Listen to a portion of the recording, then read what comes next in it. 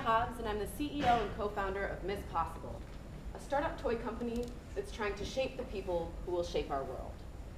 I think the problem that we're solving is best described by a story.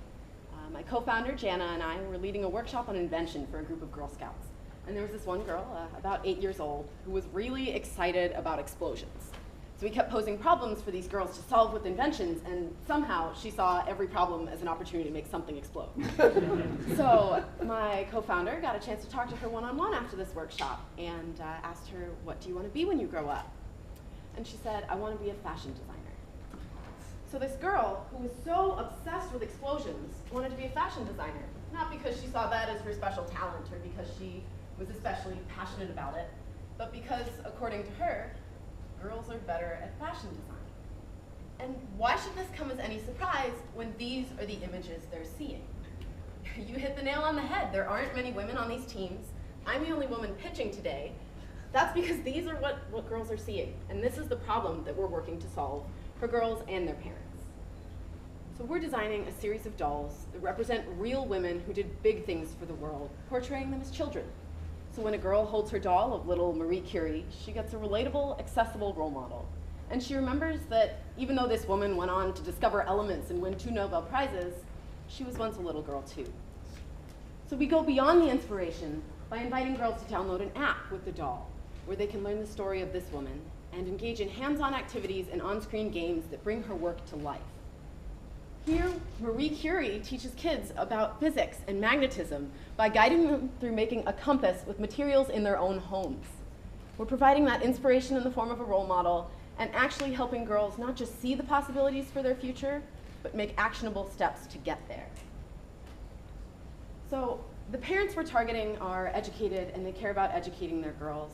The daughters are ages 6 to 10, and this group collectively spends $850 million a year on toys. So this is a big market opportunity, and the multifaceted nature of our product allows us to take advantage of a couple different revenue streams. So we plan to launch our initial sales directly to consumers, initially via Kickstarter, then via our website, and then we'll expand into boutique toy stores and kind of targeted online vendors. So we've already had some interest from vendors.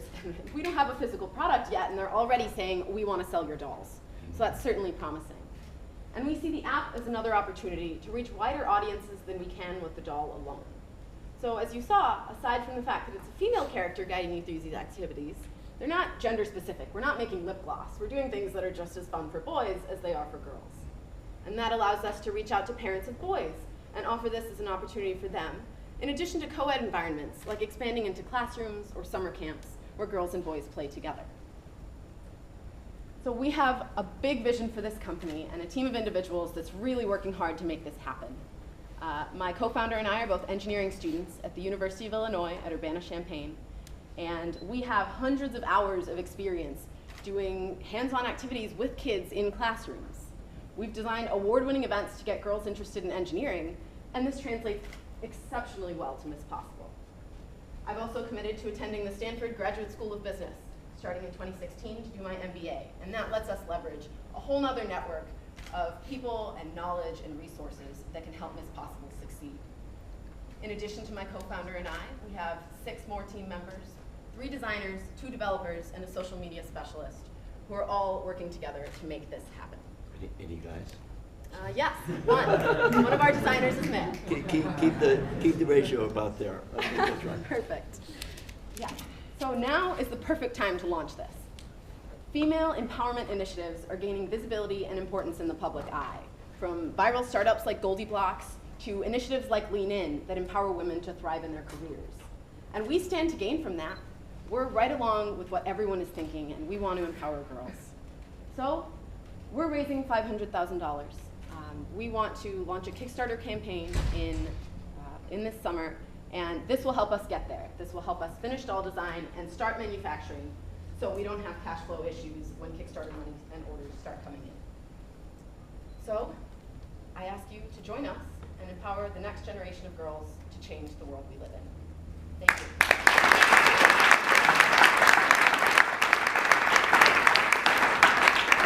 Everybody has met the founders of Rivet Ventures. No, Rebecca Long. So if you haven't, see me after. They they funded Goldie Blocks before the TV ad, and their goal is to fund companies that are making products where women are at least half or more than half of the target customers. That sounds They excellent. would be really thrilled to meet you. I think the 500K, they probably could write the check. Great, thank you. You come on, No, I absolutely, love this particular idea. Generally, obviously, lots of people have tried to do it, but what I really like is you can create a physical connection to a physical product, because I think there's lots of applications and lots of software that exists, but it's actually very difficult to reach people that way, because this tricky thing that you actually have to market to their parents, and then parents have to get their kids to use it, is a tricky problem to solve. But this idea that it complicates the business model a bit, but it actually creates the right environment in which a physical object is linked to an entire universe of imagination for the girls that is about learning and that's about possibility. So I really like that approach a lot. So yeah, really love the idea. So my question purely on that piece is, given that you will start more with a physical object link, which I think is actually a much more interesting idea, you will need some retail partners and so on pretty much right off the block, because there the distribution is the big challenge. Distribution on the app side is a challenge because it's difficult to reach people just to make them aware of what you're doing. Have you started to speak to any of the distribution or retailers and see, you mentioned I think one, but have you talked to them, and then what's their reaction to this? Is this, do they look at it as another doll or something that they would market as such? Would they have an interest in it independent of all the other objects that they're selling to girls? What's the reaction from that distribution channel? I've spoken with a couple of boutique toy store owners, so owners that are focused on educational toys, and the reaction has been immensely positive. So one has